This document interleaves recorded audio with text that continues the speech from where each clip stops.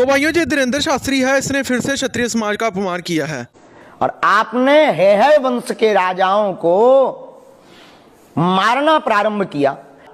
स्त्रियों पर बलात्कार करने वाले जितने भी क्षत्रिय वंश के राजा थे किया। ऐसे क्रम में 21 बार क्षत्रियों को पृथ्वी से विहीन किया। तो भाइयों अब क्षत्रिय समाज इनके विरोध में उतर चुका है। क्षत्रिय जहां कहा जाएगा, ठाकुर शब्द जहां कहा जाएगा, तो वहां केवल क्षत्रियों की तरफ आपने इंगित किया है, उनकी तरफ आपने इशारा करके इस तरह के अशोभनीय शब्दों का इस्तेमाल किया है। सभा में इस तरह की बातें कही हैं। हम सब संपूर्ण राजपूत समाज की तरफ से ये मांग करते हैं कि आप उसी तरह भरी सभा से हम सभी से इस बात के लिए खेद व्यक्त करें, माफी मांगे, वरना यह चीजें मध्य प्रदेश नहीं संपूर्ण भारतवर्ष में उग्र रूप का आंदोलन लेंगी। आप खुद देख सकते हो कि ये धीरेन्द्र शास्त्री आखिर क्यों क्षत्रियों को बार बार अपमानित कर रहा है।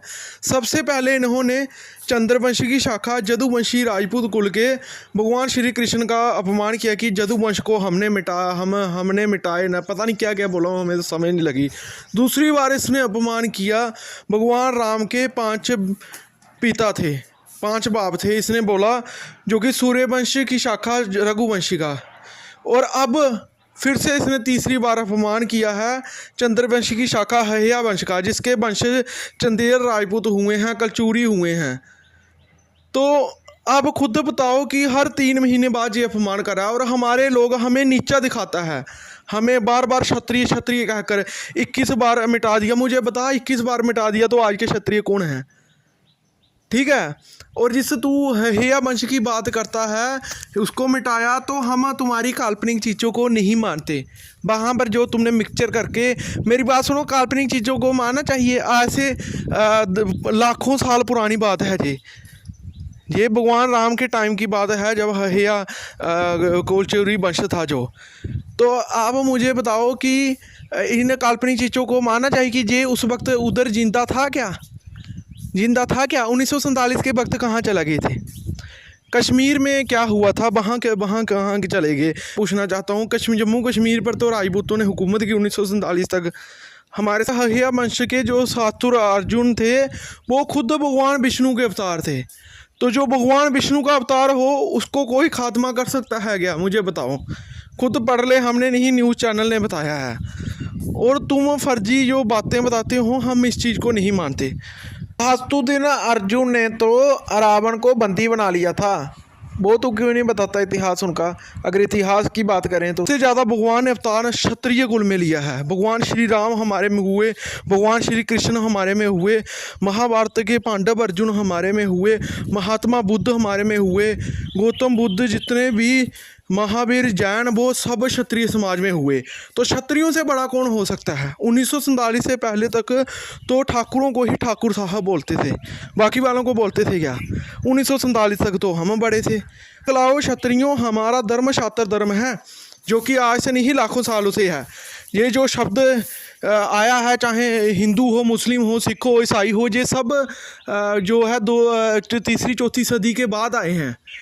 उससे पहले इस देश का नाम था ही हमारे पूर्वजों के नाम पर। भारत जो देश था, ये क्षत्रिय राजा भरत का बनाया हुआ है, भरत का बनाया हुआ है। और जो सनातन है वो एक संस्कृति है।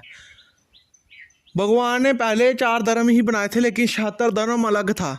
धर्म था वो कोई धर्म था। भगवान श्री राम श्री कृष्ण ने सिर्फ क्षत्रिय धर्म का बोला है, हमारा भी सिर्फ 76 धर्म है। अभी आए हुए जहाँ मुगलों के, जहाँ किसी और के दिए हुए धर्म को हम क्यों लिखवाएं? हमारा धर्म 76 धर्म है, और हम क्यों किसी को अपने से बड़ा माने? जब हमारे पूर्वजों ने राज किया इस धरती का नाम, तुम बोलते हो राष्ट्र बनाए, क्यों बनाना है राष्ट्र दूसरा? जब तुम्हें पता है कि क्षत्रिय राजा भरत के नाम पर इस देश का नाम भारत है, तो तुम उसको भारत को मिटाकर दूसरा नाम बना दोगे, क्षत्रिय राजा भरत का इतिहास मिटा दोगे। तुम इतिहास क्यों नहीं बताते कि क्षत्रिय राजा भरत के वंश से ही भीष्म पितामह हुए? उन्होंने किसको हराया था?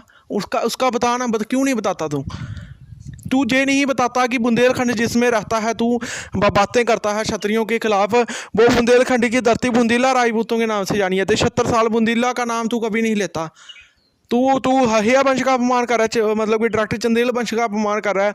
तो मुझे बता, बुंदेलखंड में बुंदेलखंड में उससे पहले चंदेरी रियासत थी, चंदेल राजपूतों की।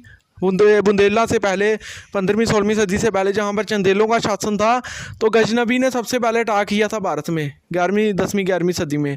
तो विद्याधर चंदेल लड़े थे, 2 बार गजनबियों को हराया। अगर वो नहीं लड़े होते तो तू क्या जीवित होता?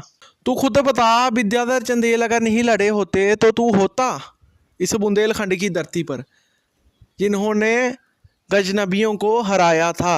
तू उनका इतिहास कभी नहीं बताता। उसी चंदेल वंश का तू अपमान कर रहा है, जहाँ रहता है, जिसकी वजह से जीवित हो, उसी का अपमान कर रहा है।